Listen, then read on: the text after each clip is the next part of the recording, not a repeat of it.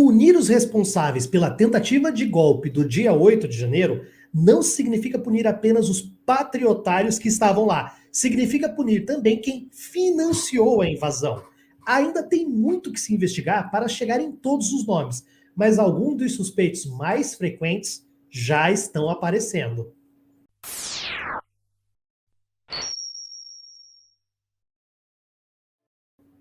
Ok. Os acampamentos, eles tinham toda uma estrutura, né? Alguns tinham restaurante, até cabeleireiro. A gente também viu que chegaram dezenas de ônibus trazendo golpistas no Distrito Federal, pouco antes da invasão, né? E é óbvio que alguém teve que pagar por isso. E, na verdade, isso é algo que até os próprios golpistas admitem. Sentindo um parlamentar. Ele não conseguiu falar a palavra parlamentar. O pau tá quebrando. Olha lá, olha lá. O pau quebrando lá.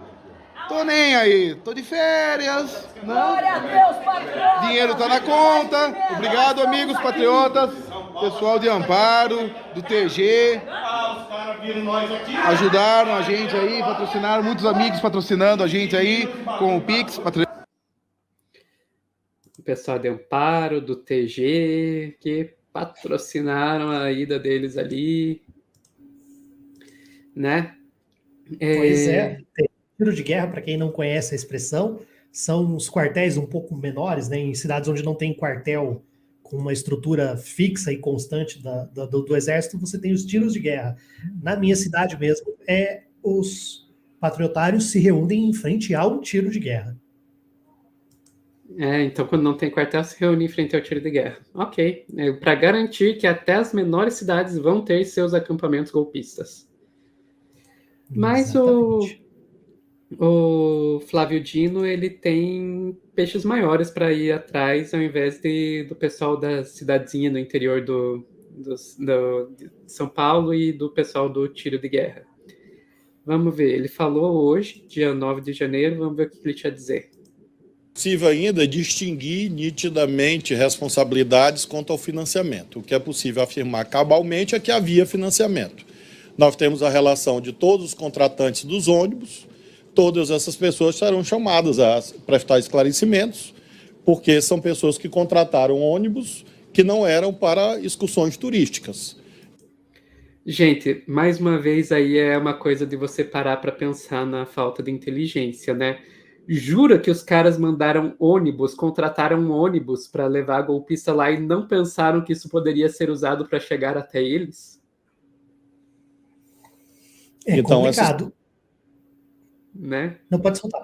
Depois eu falo. Nós temos a relação, a Polícia Rodoviária Federal forneceu à Polícia Federal e todos aqueles que contrataram ônibus que vieram a Brasília nesse período serão chamados a prestar esclarecimentos, e esse é o primeiro caminho para primeiro em relação aos ônibus e a esses eventos de domingo, para a identificação dos chamados financiadores. O que eu posso afirmar cabalmente que sim. É claro que alguns daqui da colar fazem esse tipo de comentário, e eu particularmente prefiro, primeiro, não me intrometer em investigações que competem à Polícia Federal e não ao Ministro da Justiça, e segundo, acho que é precoce, porque pode revelar alguma ideia de generalização. É complicado o que ele está falando, porque do ponto de vista do direito, você precisa ter elementos bem indicativos, bem concretos, que você possa auferir a culpa e a responsabilidade de alguém. Uma forma de você punir uma pessoa porque ela alugou essa questão dos ônibus seria uma teoria que existe no direito que a gente chama de teoria da cegueira deliberada, em que você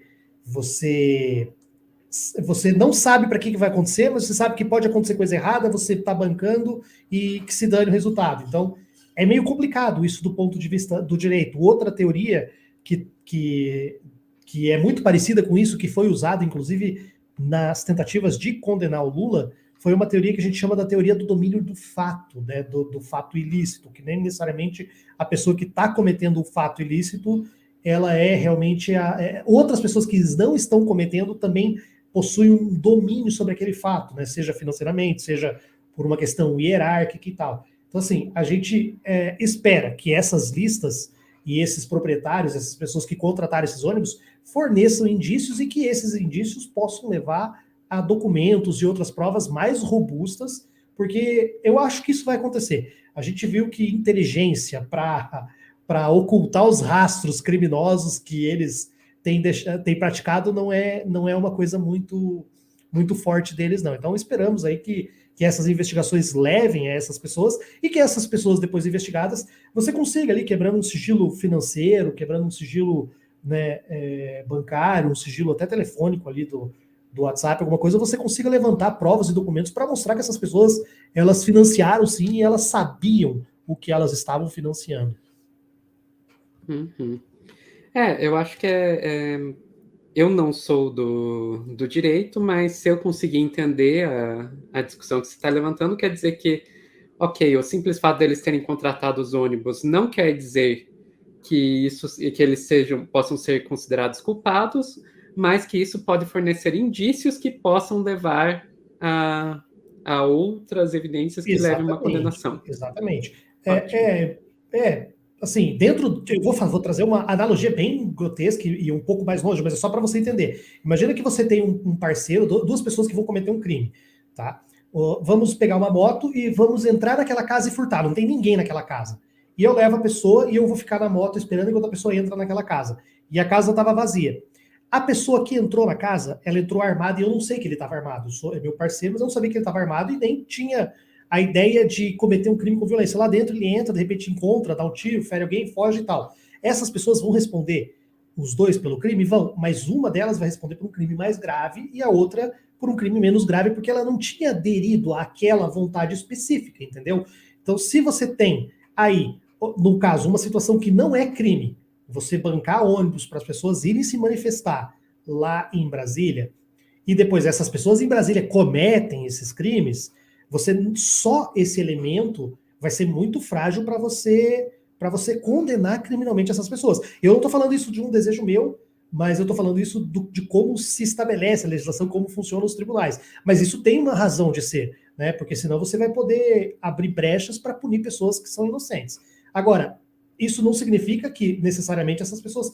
Eu não acredito que essas pessoas financiaram isso, tipo, não, vai lá fazer, chacoalhar a bandeira e pronto, tô feliz que você tá lá me representando, chacoalhando bandeira e rezando na frente do quartel para um pneu. Eu tenho certeza que essas pessoas não queriam, as pessoas que financiaram, elas sabiam que elas estavam financiando, elas sabiam onde ia correr, e eu acho que se puxar bem esse fio, você vai conseguir pegar tanto esse elo que conecta os manifestantes com os seus financiadores, assim como você vai também ter um elo que vai ligar as autoridades que foram coniventes, né, que foram coautoras, eu digo, desses crimes horríveis, dessa barbaridade que fizeram lá em Brasília. Ok. Acho que agora ficou bem claro. Mas, enfim, o Flávio Dino falou ali da questão dos ônibus, mas não chegou a falar quem eram as pessoas, o que é perfeitamente compreensível. Ele não poderia mesmo revelar essas informações agora.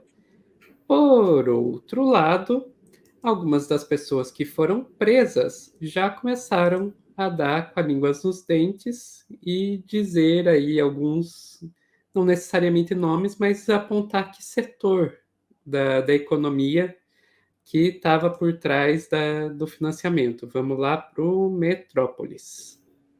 Vandalismo. Bolsonaristas detidos dizem que agronegócio financiou atos. E isso impacta um total de 0 pessoas. Até o momento, cerca de 1.200 pessoas foram detidas e serão ouvidas. Polícia Civil do Distrito Federal convocou todo o efetivo para apoiar nos processos. Como o Tássio disse, surpreendendo absolutamente ninguém, né? Tinha que ser. Ninguém. Mas assim, dentro do direito, assim, dentro desse área de fórum, principalmente advogados criminalistas, eles têm uma frase bastante interessante que eles falam que o passarinho só canta na gaiola. É incrível. O passarinho só canta na gaiola. Então, você prendeu eles começam a abrir o bico e já chega no pessoal. Pois é, né?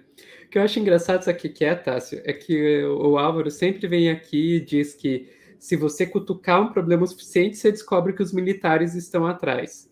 E eu sempre falo, eu concordo plenamente, mas eu adiciono um. Se você mexer o suficiente no problema, você vai achar o agro também. E tá aí, Vai não achar me os não dois. me deixam mentir. Tá aí, o agro Exatamente. financiando. Sabe aquele meme do Scooby-Doo tirando a máscara? Então, é aí.